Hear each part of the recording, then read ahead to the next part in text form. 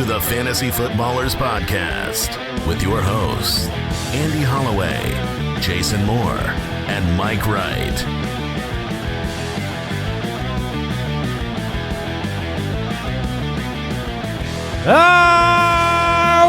Welcome in. It's football time. It's defense time. I mean, it's a 48-point over-under, Mike. I know. It could work out. Oh, yeah, it should. You just seem so, I just think it's like it's predetermined. Like you just think it's going to be sad. That's, that's kind of how we speak about things on this show. No, I know. We're predetermining what's going to happen. I just think so you're pretty sure it'll be a defensive battle? I think the defenses are very, very good. So. Okay. No Lattimore. We did find that out. We Yeah. thought maybe he'd be back out there or out there for the first time for Washington. Also, if it ends up not being a defensive battle and it's just points galore, then, hey, that's good. You're too. welcome, everybody. Yeah. No, that's right. You talked it out of existence. I jinxed it. Yeah. If it happens, it's because I said it was going to happen. If it doesn't happen, it's because I jinxed it. okay. Win, win, win. What do you call that, Mike? The main character? Main character syndrome? Yeah, there you go. Yeah. Welcome into the Fantasy Footballer. Jason Moore, Mike Wright, Andy Holloway. Deucer's Alley. Full house. Full house. Everybody For now. there right this moment. Papa Josh, the Falcon, Al Borland over there. We've got starts of the week today. We've got the fantasy forecast. We got the parlay partay. One of us is a clown. It's me. And so we got some. I think we're on our way to Triple Crown this week. By the way, I do too. I've never thought that before. I know I'm on the way to a crown, so. You can check out the Ultimate Dashboard, bonus weekly episodes of the show, the community over at jointhefoot.com. Let's jump right into the news. News and notes from around the league, presented by USAA Insurance. Well, Brian Robinson Jr. will be part of that defensive battle tonight. Removed from the injury report, will play. Practiced in full, which is a great sign. Again, very tough Eagles defense. I've seen a lot of questions. I've had people DMing like, "Oh man, do I play Brian Robinson Jr.?" I'm a little bit hesitant. He's been awesome this year, a touchdown machine when he's active, but I am hesitant with how good Eckler's been, coming off of a hamstring issue, missing the last 2 games, tough matchup, that it might just be a little bit more of a split. I think if you don't get the touchdown tonight, you'll be disappointed in Brian Robinson. It's not to say you need to bench him, but if I'm close, a tiebreaker for me, I would go elsewhere, even though he's on Thursday night. Aaron Jones limited in practice. DK Metcalf practiced in full. Let's go. Najee Harris didn't practice on Wednesday. Does that concern you after him leaving early at all? It would be a little bit more extra concern. If Najee's going to take a Wednesday off normally, I don't care. But because he was hurt in the game, you got to pay attention. T. Higgins limited. Oh, well, okay. Is that good? Yeah. All right. For T. Higgins, that's fantastic. I saw a report come out that they don't expect T. Higgins to be on the team next year. So, breaking news. Okay. I mean, they could have moved him at the deadline. They didn't. Could have gotten something for him, but they are still in it. So, the Bengals. George Kittle did not practice on Wednesday. Hamstring. Yeah, hopefully he's going to be okay.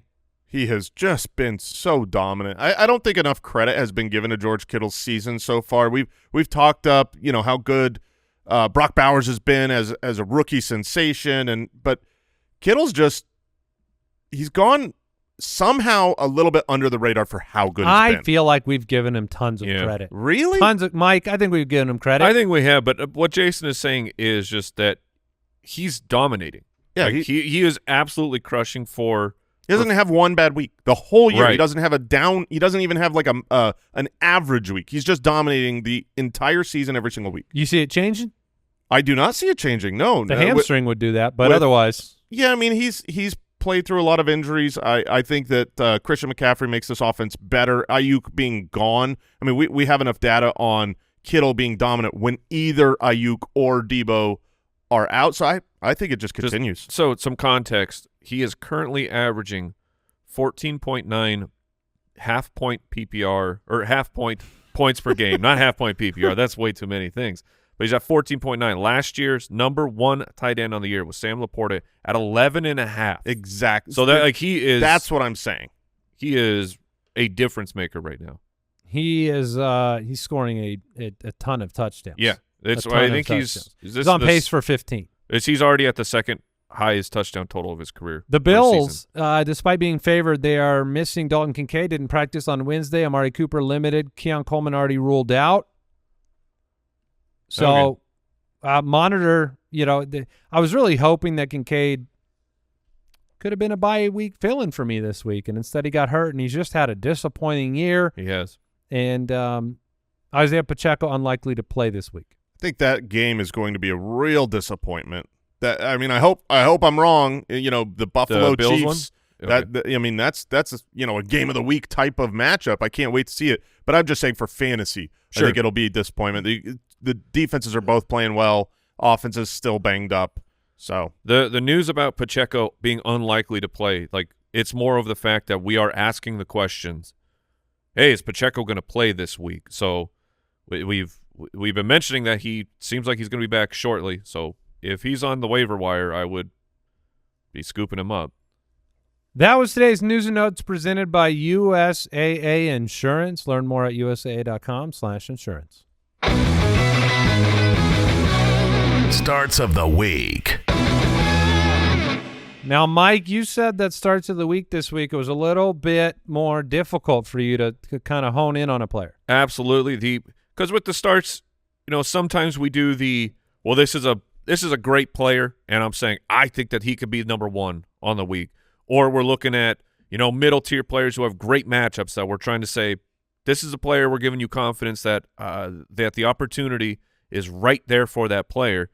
This week is just weird. With all the bye weeks and what the matchups are, it's difficult to find those lower mid options where you're like, oh man, I think he's in a great spot this week. So it's just a weird week overall for matchups. Well, who did you settle on for quarterback? So I'm going with my stream of the week. I'm going with Russell Wilson.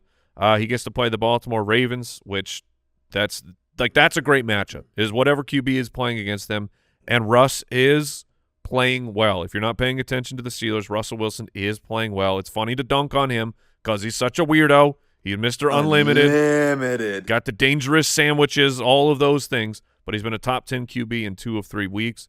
The yards per attempt, it is where we need it. It's got the big potential. And it's just the Ravens. They're a pass funnel 31st in schedule adjusted points to the quarterback. Yeah. Unlimited diarrhea. Yeah. Unlimited. I mean, look, a guy who's sharing that type of content, he's a weird guy. But I'll be honest. I'm this morning I'm making my DraftKings lineup for tomorrow's episode, and I'm staring down Russell Wilson there. It's like, how man, do you not? He's a good value, but then I'm like, but the problem with that is then I'm relying on Russell Wilson.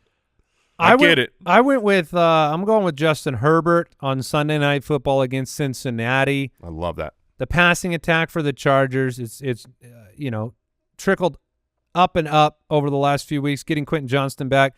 And the truth is you know that Cincinnati can score. I mean, this game has been bet up to the second highest total of the week, and Cincinnati is 28th in schedule adjusted fantasy points to the quarterback position. So I think Herbert is a really good start, and it's rare that we've been able to say that.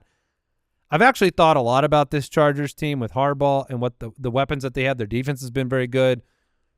This team feels like they are 2 superstars away from a Super Bowl.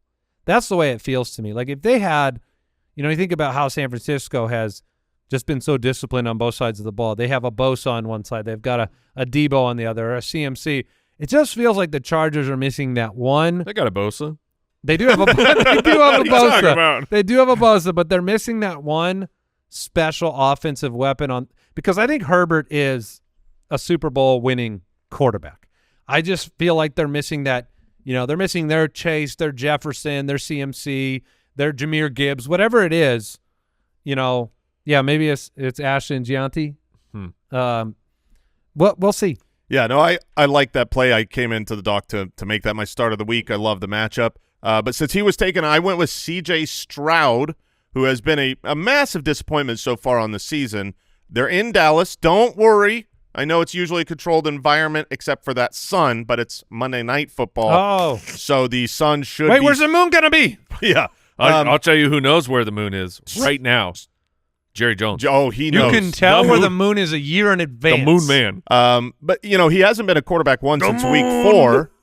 However, he hasn't had Nico Collins since that time, and this is really about Nico Collins, who is currently, I believe, our consensus wide receiver 5 on the week. Like, there's no doubt if you got him, you're playing him.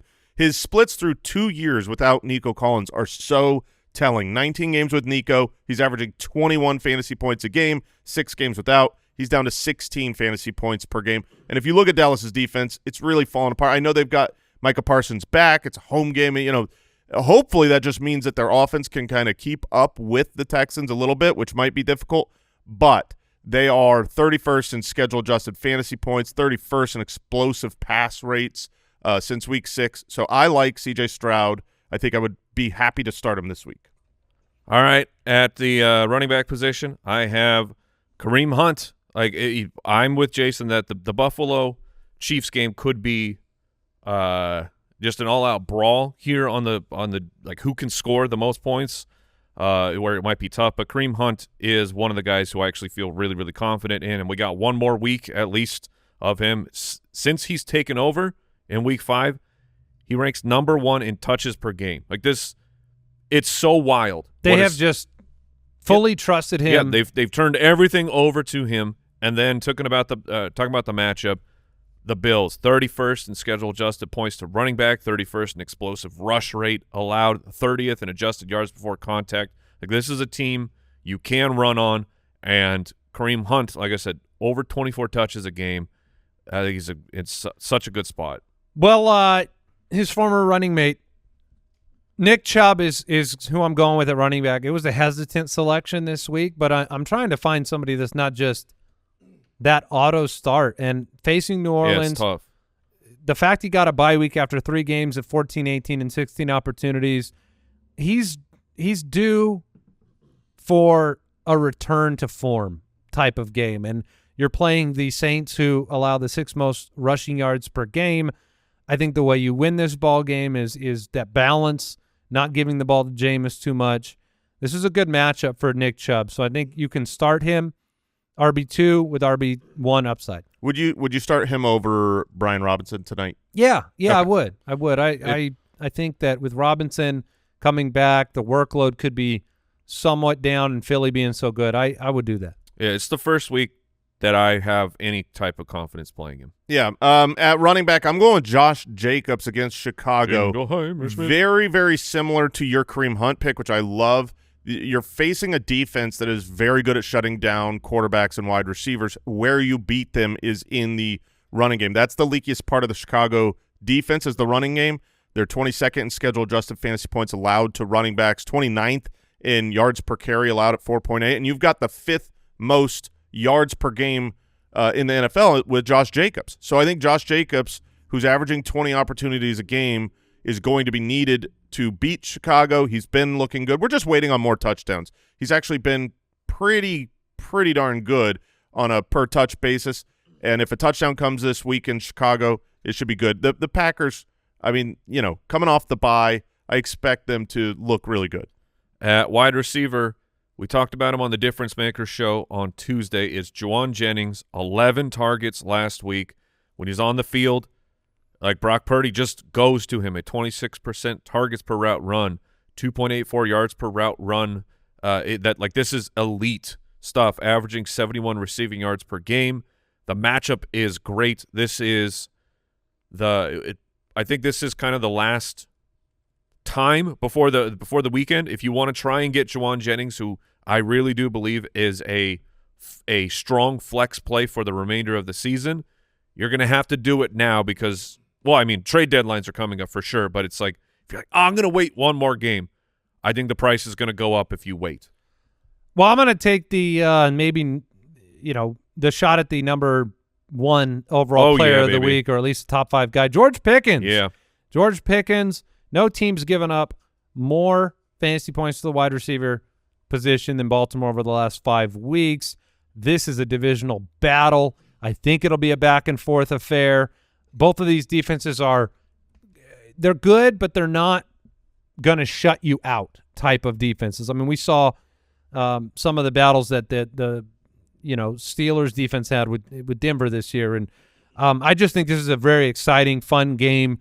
Pickens is always a big play away from a big game, but now you've got this matchup that makes it really, really easy. Baltimore they're dead last in like every metric against wide receivers. The matchup's good. The trajectory for Pickens is great. The addition of Mike Williams only helps.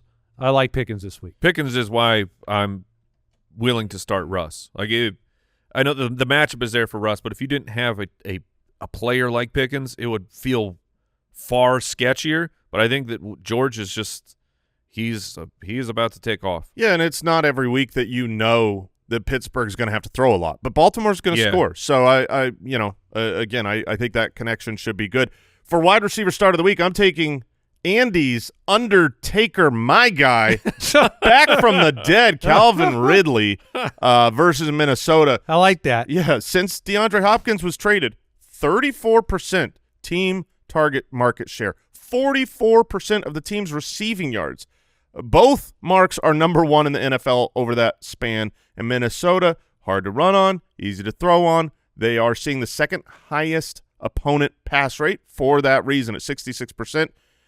They rank 28th at schedule-adjusted fantasy points allowed to wide receivers, so the matchup is there. The targets are there. Everything is lining up at home for Calvin Ridley to be good against Minnesota. And the tight end starts. These are where it's tough to find someone where you're like, oh, man, I'll put on the underpants. I feel good about it. But it's Tucker Kraft from the Green Bay Packers. Gets the matchup against Chicago. The tight end is the position that you can beat them should you be throwing. And like he's been a touchdown machine. Jordan Love likes to get his touchdowns through the air. And look, he actually, talking about Tucker Kraft, he only trails Brock Bowers in terms of yak this season at the tight end position. So it's a good player. Yeah. He's probably in a good spot to score another touchdown. Yeah, you're looking for that spot start option this week, and so I want to give you some confidence that you can throw out Jonnu Smith this week. If you've got Cade Otton on bye, Trey McBride on bye, Jonnu Smith plays Las Vegas, 29th against tight ends over the last 5 weeks. Since week 5, Jonnu Smith, 6 targets, 5 receptions, 52 receiving yards a game.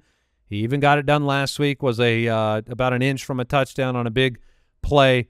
Very good after the catch, and you got word that now Hunter Henry's banged up, and how much confidence do you have in Jake Ferguson with Cooper Rush? And, like all of these peripheral backup options are feeling a little bit worse right now, along with the bye weeks, so I think Jonnu is a play. And for me, this week is Hercules, TJ Hawkinson at Tennessee. To this, huh? Well, yeah, why would you not be? Last week, 9 targets, 8 for 72 on just 46% of snaps. He was targeted on 32% of his routes run. And over the last 3 weeks, you look at the Titans' defense, they've seen 25+% of their opponents' targets going to the tight end position. You had Sam Laporta with his 6 for 41 in one game against him. You had Hunter Henry go 7 for 56. Even Will Dissly caught 5 balls last week against the Titans. So you've got a guy that's getting more and more involved, very necessary to the offense, and the matchup that is good. He's our tight end 6 right now. On the week, I'd start him ahead of guys like Evan Ingram, Kyle Pitts, Sam Laporta. I think it's a good matchup, and he's a good player. I'm just curious. Have you been able to move him yet in League of Record? I have a couple trade offers sitting there waiting for me to hit accept or not, and they just need a little value boost. I'm not giving him away. He's really good. All right, we will go ahead and take a quick break, and then we'll jump into the forecast.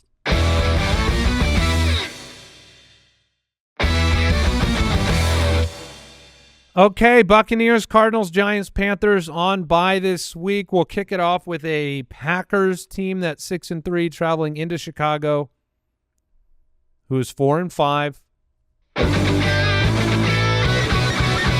It's time for Fantasy Forecast, presented by DraftKings Sportsbook. Good work, producers. Never done that before. I'm sure you have. No, I have a lot. So, yeah, the Packers and the Bears. DraftKings Sportsbook line, Green Bay -5.5. Over under just 40 points. It gives Chicago just 17.5. No more Shane Waldron, but, the problems are not going to be fixed overnight with Chicago's offense. Taking a ton of sacks, kind of a disinterested DJ Moore, an over-the-hill Keenan Allen, and a inconsistent Rome Odunze. The shameful lack of usage of Cole Kmet, who seemed to unlock the offense for 3 weeks and then suddenly disappeared. Matt Eberflus could be gone if they lose this game at home against Green Bay, a division rival, and they dropped to 4-6. It is. Do you expect them to have a resurgent performance just because of the shift at offensive coordinator, or is this going to be more of a Jets situation? Well, I mean, so I don't know the data on offensive coordinators being let go. We have seen we did the research and saw that when head coaches are replaced, the week 1 bump, the first week, is actually really successful. They see the Saints. Yeah, exactly. And then after that week, it all goes to crap. That just like the team that needed to fire their head coach. How you would expect them to perform. With the offensive coordinator being that the game is at home, I think you could see a little bit of an offensive bump here from the Bears. That would be very exciting, but it'd be nice if it was a better matchup than Green Bay. Yeah, I mean, the truth is you're hoping that the Bears have a great offensive performance, not for the Bears side of the ball, but for the Packers side of the ball, because I can't imagine right now you have the confidence to start many Bears. You can start DeAndre Swift. He's been involved, and at the running back position you need him. But DJ Moore, Rome Odunze, Keenan Allen, Cole Kmet, Caleb Williams, I don't know how you start them. You just hope they do enough where the guys that you do want to start over on the Packers side of the ball, have to keep going. You love what you saw from Jaden Reed to start the season. That's why you like Josh Jacobs, though, right? Yes, exactly. The game script. And, look, so embarrassing for Chicago last week against New England at home, scoring 3 points. That's unimaginable. It makes you very not confident. Even Swift has kind of returned to earth a little bit after his upshot, but you're right. The opportunities should be there. But beyond that, I wouldn't have confidence with anybody. Yeah, so when it comes to the Packers, obviously you're going to start Josh Jacobs. The question at wide receiver, I think most people are starting Jaden Reed this week. You got enough bye weeks where he's pretty much locked in. But what are you doing with are you willing to take a shot on a Christian Watson, Dontavian Wicks, Romeo Doubs? I'm okay with Doubs because the targets are there. I'm not expecting, like in week 6 and week 7 where he was a top 15 play. I don't expect that, but he should see 6 or more targets, and you just hope he scores. Yeah. And what about Jordan Love? Are you starting him here? Because right now the Bears schedule adjusted on the season. They're number 2 against quarterbacks. They don't give up a lot in the passing game. Coming off the bye, I'm gonna. It always depends on your options. But Baker Mayfield's on bye this week. Kyler Murray's on bye this week. I know you start Bryce Young in all your leagues. He's on bye this week. Of course. Your stream options, like it's, do you have faith in Bo Nix or Russell Wilson, or do you just want to play Jordan Love? So it's not an easy decision this week. Did I say Banker Mayfield? Is that what you said, Banker? That's what I heard, yeah. Huh. I want to be a banker. I'd rather him be a laser than a banker. Jordan Love has been, just very good. Yes, he has. He struggled his last few games, but I credit a lot of that to the groin injury. Yeah, I mean, he left one of them early, and then the other one was playing hurt. So in the rain. I love that he's coming off of the bye week, a little bit of extra rest for him. Yeah, I do. I think he's a low end starter this week. Okay. Yeah, Jaden Reed, I'd get him in there, but no, I don't have the guts to start a Wicks or a Watson. I would bench those guys this week if possible. Tucker Kraft, your start of the week at tight end, Mike. Jacksonville's 2-8. They take on the 8-1 Detroit Lions. The Lions are 13-point home favorites. Opened at 12.5, so it's not large enough. So DK has the over-under at 47. That gives Detroit 30 points. So, yeah, I mean, this is one of those games where, This should be the automatic survivor pool victory no matter what type of situation, and I don't expect to be surprised by it, but, Mac Jones is getting the start. You don't really have confidence. Like, is it possible we could literally be telling you not to start a single Jacksonville Jaguar this week? Or are you slipping Evan Ingram into that group? Evan Ingram, his DK reception line is at 5.5, so they expect him to still see targets. It wasn't amazing last week, but it wasn't the worst thing we've ever seen. And then, but he passed 5.5 last week, right? Six receptions. Yeah, but he was not good. 6 for 40. That's what I mean. But it's not. I'm saying you're at least getting something out of him. I don't think Evan Ingram is like oh man, I got to bench him and go get one of these nasty tight ends. I mean, I would play. Let's put that. I mean, I played Jonas Smith over him. I do not think Evan Ingram gets to 10 fantasy points in half PPR. I also wouldn't play Jonas Smith over him. I was lying just now. Okay, thank you for your honesty. That's the line right about there. They're saying it's not the week for it, so he's probably in. And then ETN is. Would you play Taysom Hill? Tucker Kraft? I would not. I would play Kraft. I would not play Kraft. Hill. So the matchup is awful for the running backs, of course, but Tank Bigsby got hurt in the game. He did not practice on Wednesday. So if there's ever a time where ETN should just have a huge workload, and Dearness Johnson was also limited on Wednesday, that's the upside here. Is you hope he catches 4 to 5 passes. I wouldn't start Travis Etienne if he was my only running back on my roster. The targets haven't been there. He doesn't have Trevor Lawrence. It's a Detroit defense. Yeah, I mean, anyone can end up with a pass interference call at with the one, and then Travis Etienne get a touchdown. But honestly, if he has 3 or 4 options from the 1 yard line against this Detroit team, I'm not sure he gets in the end zone. Would you? He might still be on the waiver wire. Who knows? But the hot name, Audric Estime. Yep. Against the Falcons. Mm-hmm. Yeah, I would. Yeah. Okay. What about Gus Edwards is back for sure. He's playing Cincinnati.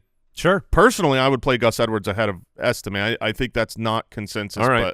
But I think Gus gets a touchdown. What about this one week. of the? What about Madison against Miami? Let's just say everybody. Okay. I didn't know it was that bad. It just seems like very, very low odds to be happy. I agree. I mean, I would say you had low odds to be happy with Lawrence, and you're sitting here. In the last 3 weeks, Yeah. Travis Etienne is averaging 2.9 fantasy points per game. Averaging. With his high being sub 5. Yeah, Right. I mean, he's outside the top 36 at the position on the year. I know he missed a couple games. I'm not dropping him. I still think things can turn around for him specifically because Like a turnaround. He was injured, so they were working him back. Now Trevor Lawrence is not there. But he could be back. But he could come back. The matchups get better. I think Travis Etienne has brighter days ahead. I'm not saying he's done for his career, but this week, no and way. it's Brian Thomas is the same way for me. Brian Thomas against Detroit this week. You can put him out there as a flex, but I'm playing Juwan Jennings over him. I'm playing, T. Higgins with one less quad over him. Just being on this side, while it's you two being the ones disparaging Travis Etienne, guys, it feels good. It feels so good. Yeah. I mean, you do. It's pretty fun on this side too, man. You need peripherals. You can't have no quarterback, no offense, the peripheral, no line. The peripheral is last man standing. That's fine. That's the play. That's fine. And I do think on the line side of the ball, you can play everyone. There exists a path where all of a sudden the touchdowns come early on the running game. I really do believe, and obviously the NFL is drunk sometimes and things are shockingly unexpected. But I do think that the Lions, everyone gets a piece. Like you worry in matchups like this when there's a point spread like this week where it's going to be all running and there's going to be no passing touch. I think I'd play all of my lines. I think they score 40 points and everyone gets a little piece. Well, Laporta you need to keep an eye on because he missed practice on Wednesday, so Laporta's shoulder could take him off of the list for you. It's why you need to look at these other pivot tight ends. And then Jameson Williams is still going to be big play reliant, but yeah, I mean, when you have a 30-point implied point total at home, get in on it. Yeah. So Minnesota is 7-2. They take on the 2-7 Tennessee Titans. Minnesota. Good palindrome game. Yes. DraftKings Sportsbook line.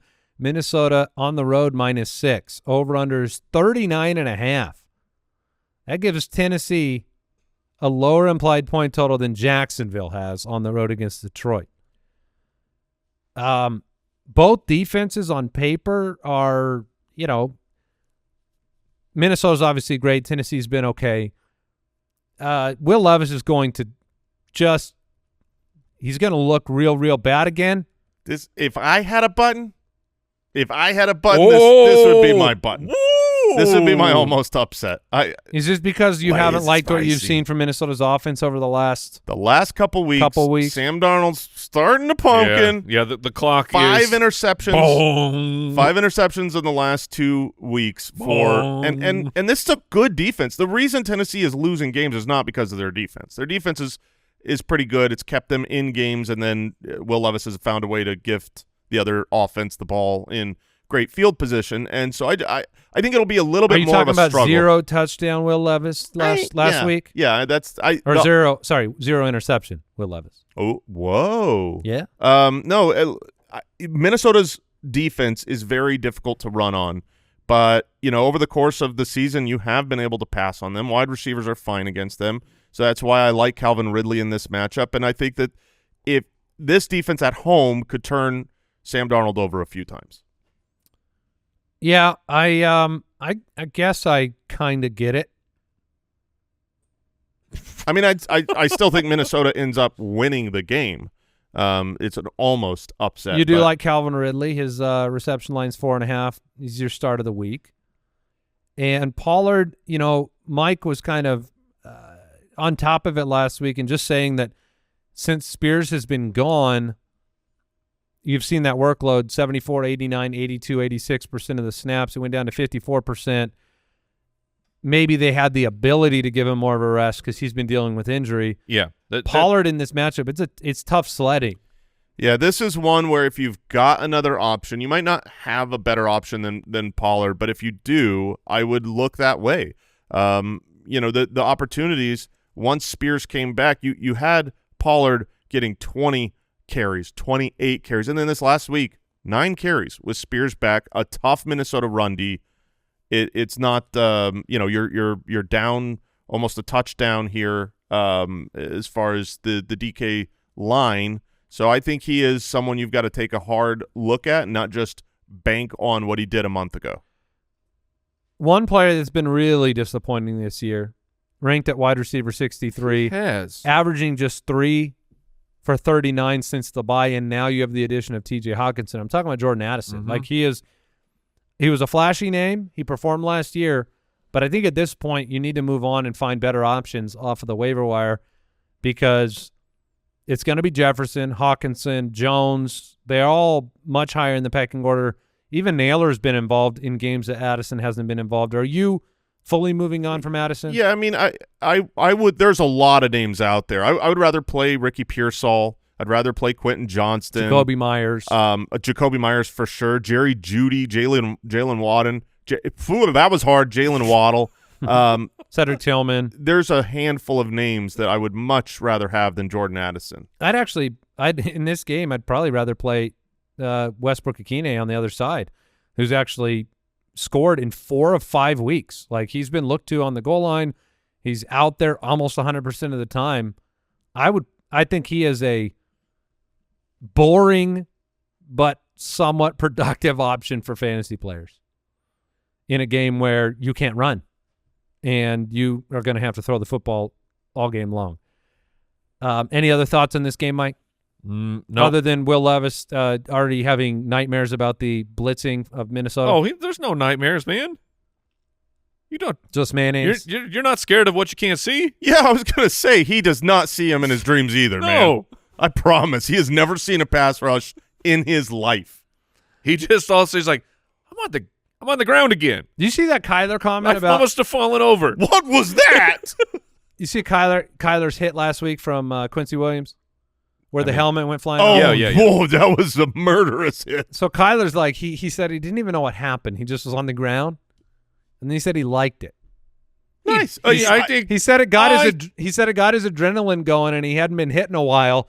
And then he played really well after that. He played really well, but that was a complete blindside. And unlike Will Levis is blindsided from straight in front of him. Yes. But this was an actual blindside where the guy was coming from behind. He had no idea that someone was there because he doesn't actually have eyes on the back of his head. Will Levis does have eyes on the front of his head. He still can't see people right in front of him. The report is true. Will Levis, it was part of his scouting report, has eyes in the front of his head. No, doesn't have eyes in the front of his head. Doesn't. I mean, I'm trying to teach the man that, yes, you do. He keeps his eyes downfield too far. Dude, he's laser focused on his wide receivers. His eyes are always 30 yards downfield and has no – I don't know the amount of bokeh on his eye lenses, but he can't see. Does he have a peripheral vision issue? He has to, man. He has to. He's always zooming? Yeah. Yes. It's like zoom. Dude. There's no macro? Yeah. He's got to take a wider – photography jokes. a wider lens replacement. Nice bokeh joke, bro. Baltimore 7-3, Pittsburgh 7-2. DK Sportsbook line Baltimore -3. The over/under is 48. It's in Pittsburgh. I want to know right at the top before the analysis for fantasy. Who do you think wins the ball game? Baltimore. I think they're going. I think they are too much for the Steelers. I don't. I mean, it's Baltimore -3. I guess I'm overdue. All right. It's been a minute. If you can find that drop. Oh, here it is. Andy's almost upset of the week. This is the kind of game Baltimore loses. On the road, really difficult divisional game with the crowd and the pressure and teams that know each other and teams that know what Lamar knows how to do. I don't know. I think it's going to be fun. I'm excited about this game. I know we mock Russ, but he's better for this offense. He's better for Pickens. He's better for Williams. He's better for Najee. They're scoring 30 points a game since he became a starter. And the Ravens, this is not a Ray Lewis shut you down defense. This is a we're going to – I think they can stop the run a little bit, but they'll not – Pittsburgh's not going to stop handing it to Najee.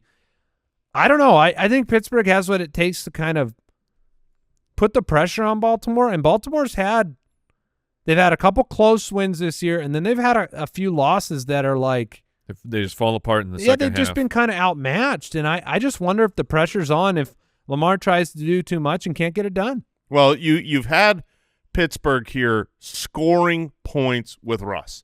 So, they've got 3 starts, 3 wins, 37 points, 26 points, 28 points scored by the Steelers. So that's exciting, and I think they can score on the Ravens. The question on the other side, to me, is about Derrick Henry, because the passing defense for the Steelers has been very, very good. In 4 career starts, Lamar Jackson has not scored 20 fantasy points against Pittsburgh. So to kind of speak to your almost upset, they know what to do against him a little bit. Yeah, there's a clear path here for the Baltimore Ravens to come out and be disappointing against Pittsburgh. That's why I think this comes down to Derrick Henry. Can this Steelers run defense that really is just middle of the pack? The last 6 weeks. Exactly. Recently, they have not been good. They're 27th over the last 6 weeks against fantasy running backs. So that's where – I got to check Vermont's weather, but if there's snow on the ground in Vermont, I think Derrick Henry is the reason that Baltimore wins this game. Well, the DK rushing yard line on Derrick Henry's a very healthy 86.5. Yeah, that's so they're expecting Derrick Henry. They're expecting snow on the ground in Vermont. Okay. I do have Kyle researching the weather report in Vermont. Did you send him out there? Do we have we need I believe he we just need went. boots on the ground. We're a company of automation, guys. How do we not have a siren go off in our office? Honestly, and this is way too late to do this, but we should have been having Vermont weather on the back wall for a long time. Yeah, at least during all Derrick Henry games.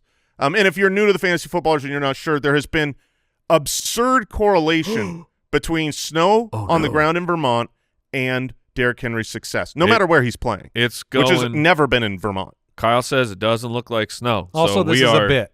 This is a bit, but it's also weirdly true. If Derrick Henry has a poor game. He's also game, had some really great games without Snow on the Well, ground. yeah. I mean, he's sure. Derrick Henry. Whatever. Come on. Science and stuff. But Lamar Jackson, you play. Henry, you play. Zay Flowers, are you back at it? Yes. Zay Flowers is an every week start. You got to take the lumps. Isaiah Likely was back at practice. Mark Andrews has a 17% target share over the last 5 weeks. Steelers middle of the pack against tight ends. Seems like it would be really difficult for you to have a pivot if you've been playing Mark Andrews. I agree with that, and I'm excited to see what actually happens here. Now that he was forced into a full-time role last week against Cincinnati, talking about Mark Andrews because Likely was out, but everything was ramping up for him. So I want to see, now that Likely is back, does that ramp continue? Because that will be just a huge shot of confidence here to close the season. Yeah, I will say that, I've talked up TJ Hawkinson a lot. I have Hawkinson and Andrews in a league, and I am playing Andrews.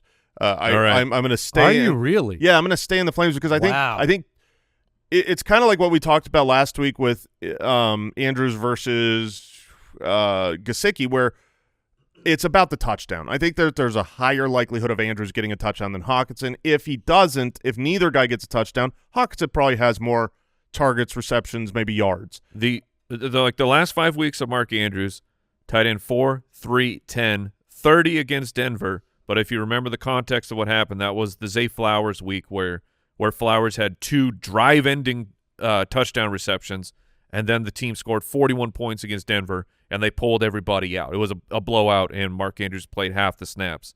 And then back to tight end 2 the following week. So we're just, I don't think it's a guarantee for Andrews, but we're on a really, really good trajectory right now. Let me ask you this before we move on. Final question of the game, Andy. I picked Baltimore to win. You weren't sure, almost upset, but the line set at 48. Do you think this is more offensive or defensive? I see it right middle of the road. I maybe leaning offensive, honestly. So 48 points is a lot. Yeah. So I'm not necessarily taking the over there, but I think that's right. I think 48 points is about right. I find myself agreeing with you. That's part of what I like about Andrews is I can see the path for this game going very large. Jason, offense. would you play Jalen Warren or Travis Etienne? I think you've done it. You've found a way to get me to say Jalen Warren. Okay, good. That's what I was trying to get to. We'll take a break. We'll come back with some more matchups.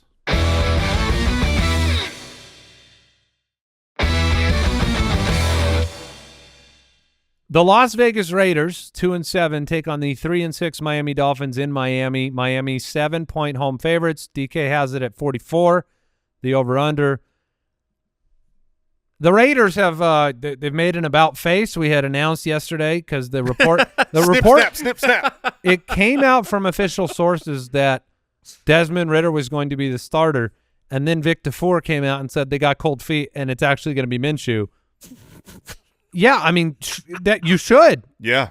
You don't have good options at quarterback, but Ridder shouldn't be any of the options. We went to practice and we put Ridder out there, and then we were like, "What are we doing? Look at this." Until Sunday, guys. It's the ultimate ruse. Ooh, I like it. Yeah, I just I'm sure they'll have packages for both. This is good for Brock Bowers. It's good for Jacoby Myers, whose reception line's 5.5. It's good for any hope of the Raiders scoring points. Now, the Miami Dolphins defense looked really good against the Rams. They're at home. They've got their guys back. I feel like Miami should be able to beat up on a bad team here. Yeah, that's what we should be able to get. I completely agree. We had talked about putting a pause on our belief of the Miami defense because the Miami defense, they're number 1, schedule adjusted on the course of the year against quarterbacks. They're top 10 against wide receivers and tight ends. Their passing defense has been really, really good, but we weren't sure how much of that was Tua being gone. When you watched that island game against the Rams last week, their defense was outstanding. They were pressuring they were pressuring Stafford. the Rams so much all game. You've got Ramsey in the backfield, and Calais Campbell seems young again at 38 years old. So I think their defense is legit. It's going to be very difficult sledding here for the Raiders. Does that make Tua a spot start for you or no? Because he hasn't hit 20 fantasy points in 14 straight starts. He's not. Wait, can we just give Tyreek a shot? Well, the wild thing here. And Waddle. Chuck it. Stop going Chuck to John. it. Stop going to Jonnu Smith. Stop it. Stop. It's gross. It's disgusting. It's not efficient. It's okay. It's Yeah, been but okay. look, it's not Fine. Jonnu's fault, okay? No, Jonnu, you're doing a great job, but I want to see you doing cardio. I want to see you out there drawing defenders and not getting that ball because I want the ball in Waddle and Tyreek's hands. I really like Achane in this game. I really am hopeful that – look, this is a scary, terrifying Tyreek Hill game for me because his receiving line is at 67.5. He is dealing with the wrist injury. If he's not productive in this game, and I'm not talking 9 Right. points.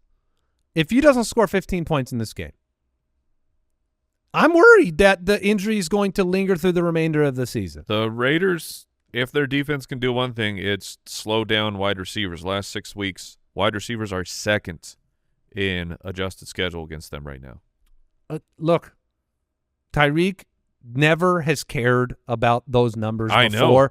So But that DK line is like, okay, that's a lot of the yards. Sharps are taking this serious. Yeah, I mean, I'm saying like that's not a lot for Tyreek though. is that well? I mean, it would be after last week.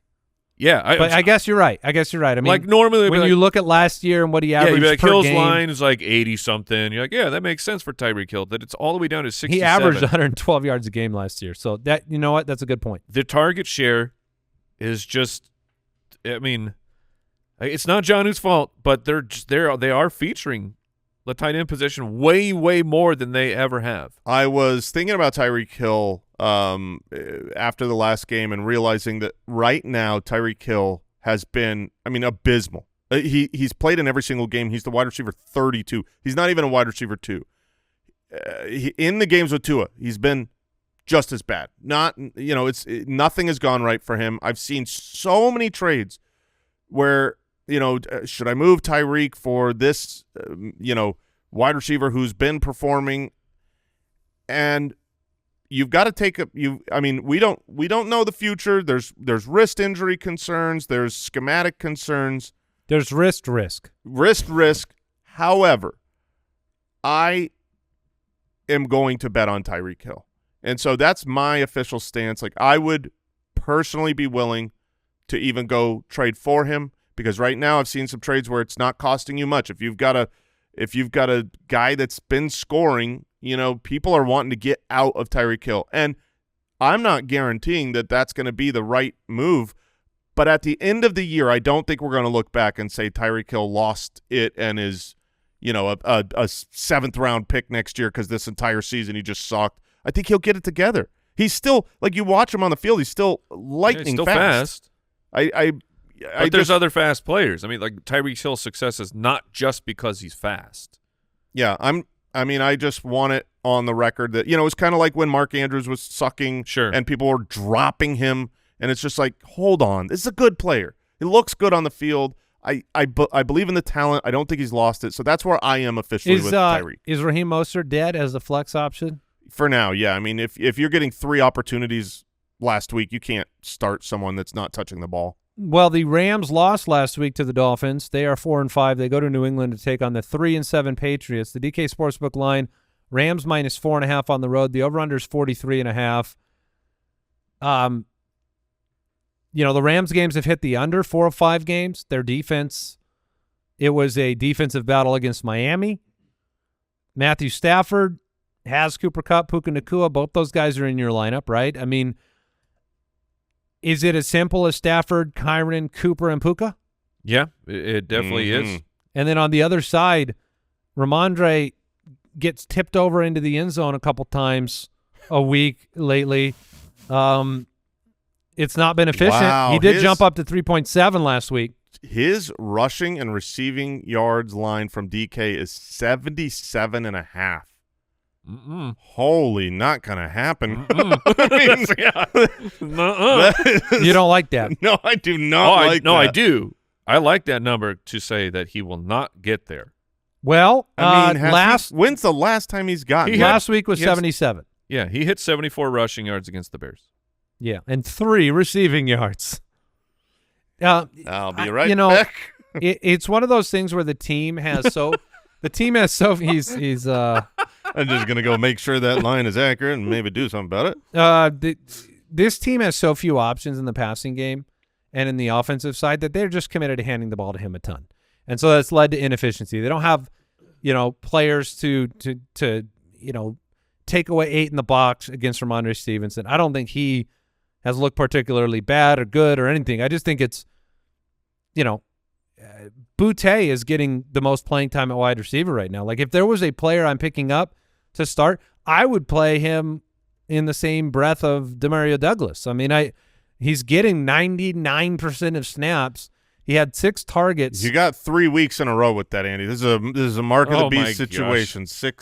6 targets each of the last 3 weeks. So yeah, I mean, it's a mark of the Boutte. You are mark of the Boutte. You're correct that he is involved. He's also getting some shots downfield. It hasn't turned into much though. Like that's kind of the issue is you don't expect a lot of touchdowns here. Like with Westbrook-Akine, he's getting in the end zone. And I just don't know how often the Patriots are going to. I think the Rams coming off a loss. Yeah, a DFS play, a punt play. I'm with Andy of yes, it's the production's not hitting, but if the other stuff are they're saying that at least it could happen. If you want a DFS punt play in this game, Davis Allen is he took the job back. 2,500. Well, he never had the – I mean, he only had the job last year during an injury, but this is a guy who I liked for Dynasty if you listen in the offseason before they brought in Parkinson. This was a player who looked like he was going to take a year 2 leap into a starting role, and then you look at his snap percentages on the year, 8% of snaps, 0% of snaps, 4% of snaps. He's just completely uninvolved. And then this last week, 80% of snaps. Colby Parkinson was not on the injury report. This was a hey, we're gonna move. We're gonna put him. And what happened? 6 targets, 5 receptions. Yeah, I was gonna say they lost. Oh, sure. No, they did lose. Gotta get the Colby Jack out there. I don't think I'm playing Davis Allen in any kind of redraft league. But if you are looking for a super cheap punt play, and I am, you can't 2,500. You say 2,500. Oh, all right. Well, I guess we know who Mike's gonna play. 2,500. I know that's usually the punt plays at tight end are $3K. Yeah. So New York City, Cleveland 2-7, New Orleans 3-7. Games in New Orleans. DraftKings Sportsbook line Cleveland -1 over under 44.5. Give me your gut reaction. Who wins this game? Cleveland. I have Cleveland winning this game as well. I think the 1 game post coaching change hype is over. Well, look, he instilled more of a Falcon-esque strategy. I don't know if you knew this, but before last game, he detailed how his day, his first day coaching the team, started with him clogging the toilet in the head coach's locker room. He told people this? Yeah. Well, so he that's said what he thought a real man does, Mike. He said he thought it was going to be a bad day. And I'll tell you here, for every time Falcon clogged the toilet, we had a bad day. We don't got good days. Yeah. That's true. I love that. Rizzy.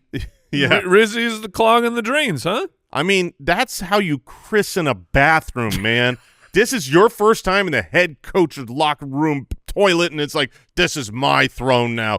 Bro, take this. You can't. Guess I've never thought about this. The head coach has his own commode? This is the first time I've ever heard of the head coach's locker room. Yeah, that sounds like life. There's a whole locker room, but he only needs to use 1 locker. Well, I mean, it's like, fancy businesses. The CEO has a private bathroom. Why, the head coach? Yeah, he should. You got to drop a dump of Ruski. You don't want to be in there playing, playing battle poops with the team. But you don't usually have a locker room for one. It's also difficult. It would be amazing. It's just a bathroom with 1 locker. That'd be great. Or there's 10 lockers, but they're all yours. You know what I mean? This is Monday, Tuesday, Wednesday, Thursday. Look, the problem with having your own bathroom is that there's no doubt who's the clogger. Right. You could have blamed somebody. But he's not a blame guy. No, he took full accountability. I like the Riz. I think this game's pretty heads up to me. I could see it going both directions. Jameis Winston's so schizophrenic on the field. You've had a pretty bad Saints defense, but there've been a game or two where they've looked okay. Let's get to the fantasy players that matter here. The number 1 start-sit guy out there, coming off the bye, had been really good as the wide receiver 14, 3, and 16. Cedric Tillman. He's the number 1 name. Tillman or Juwan Jennings. Tillman or Devontae Smith. Tillman or Calvin Ridley. I like Tillman, but is not over any of those names to me. Yeah, I agree. Tillman, Tillman 12 targets, 9 targets, 11 targets. Yeah, no, he's been involved. He's looked good, 81, 99, and 75 yards. But the total fantasy production has really been propped up by 3 touchdowns in the last 3 games. So whether you expect that to continue or not, I would think. Which one was the real stinky trash touchdown? That must have been week 9. Where it was like, I mean, the catch was awesome, but it was like the game was over and the clock was running out, and it was just, oh, sweet. Yeah, that's great for fantasy. I believe that was their last game. So we like Kamara. Nick Chubb, we brought him up. This is a week that you can kind of start him with some confidence. Yeah. Because of New Orleans' leaky run defense. Yeah, his did you say his rush yard line's at 58.5? Okay. That's all right. That's fine. We'll take that. MVS was the show last week. But, I mean, like, can you start anybody beyond Kamara? It doesn't feel like it. You could start Taysom Hill just because of the position. I don't love this. Could you sit Taysom Hill too? Yeah, it's you one of your definitely options. You could start or sit Taysom Hill. You can do that with almost every player. Almost. Yeah, not Etienne. But because you can't start it. Right. Okay, I see what you did. This is totally gonna. There's no way this could blow up in my face, dude. He's going for 20+ fantasy points. Well, so you don't feel confident then the dart throws on that team. The thing about MVS is he matches up with what Derek Carr has done well this year, and the matchup the last 6 weeks, the Browns 25th against quarterbacks, 30th against wide receivers. So it's not impossible, but remember it's MVS. Yeah. Yeah, this is a man who failed with Aaron Rodgers, Patrick Mahomes, and Josh Allen. Yeah. So don't overreact. He needed a good quarterback. Jerry Jeudy's been hiding back behind Cedric Tillman, but actually getting targets as well. Hasn't had the performances. Hasn't gotten into the end zone since week 1. But desperation play maybe Jerry Jeudy in this matchup. Yeah, 19 targets in the last 2 games. You can certainly look his way. All right, it's time to move forward. Jason, go ahead and reach behind you. We've got the give me the wig. We got the parlay partay. Give me the wig. And Thank last you. week, Jason and I, well, we got fitted for some royal crowns. I would say we look pretty good. You do. And last week, I look like James Cook trying to catch his targets. Last week, I was lucky enough to get Aaron Jones over 60 rushing yards despite the injury. Jason, Did you count his cart yards? No, they were not factored in. He put up probably 70+.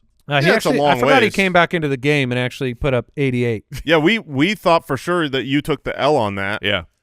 Because he left the game injured. It was like, well, that stinks. And then he's back in and crosses the line. I thought I took an L on Alvin Kamara over 4.5 receptions because I was counting them as we went along.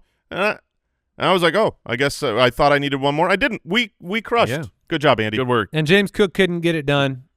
No. Was not cooking. This week's picks, I'm going to go Calvin Ridley, 50+ receiving yards. His numbers since DeAndre Hopkins was traded, 143, 73, and 84. Hopefully I'm not ruining this man by actually focusing on him. I've just been letting him perform in the background. That's not even true. You had him as your second half sleeper. You came out in favor for him, that's and true. he did well. Thank you for reminding me of that. Last week, what I wanted to take was Kareem Hunt's receiving over because of the matchup against the Denver Broncos. They are one to target for receiving overs for running backs, but he had only been getting like 1 target a game, 1 target, maybe 2 targets.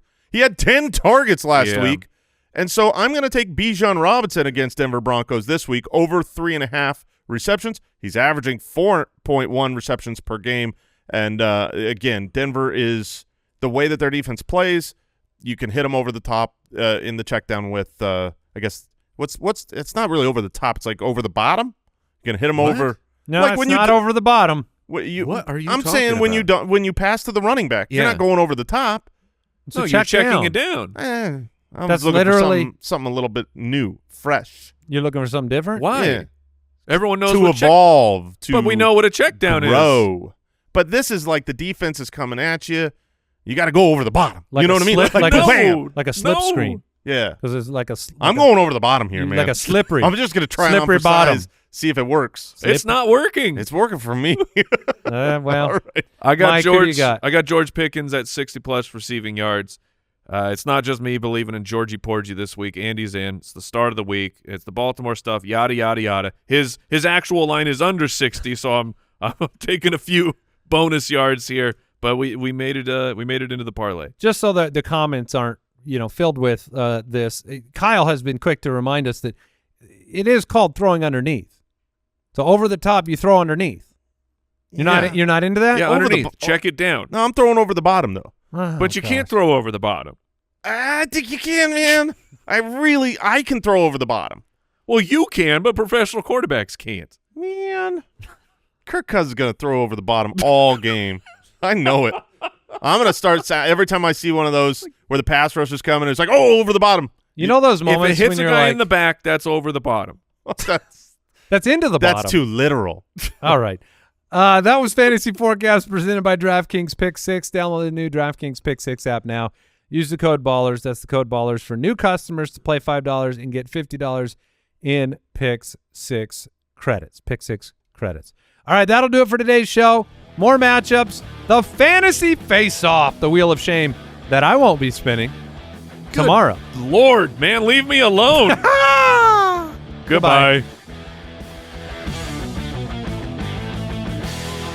Gambling problem? Call 1-800-GAMBLER. Must be 18 and over. Age and eligibility restrictions vary by jurisdiction. Void where prohibited. One per new customer. Non-withdrawable Pick 6 credits expire in 6 months. Limited time offer. See terms at pick6.draftkings.com/promos.